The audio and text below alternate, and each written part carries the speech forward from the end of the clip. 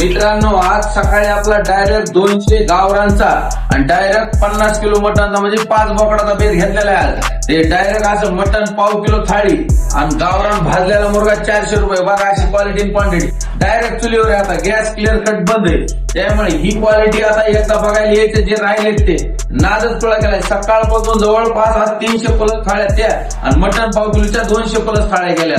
तर आज टोटल शुक्रवार हजाराचाच बेत आहे संध्याकाळपर्यंत। असं चुलीवरचं पण तुम्हाला दाखवतो हे बघा अशी क्वालिटी इन क्वांटिटी। कोणाला हे कॉपी मॅनेज होणार नाही मित्रांनो। खायचंय तर यायचंय कुठं? सचिन हॉटेलला।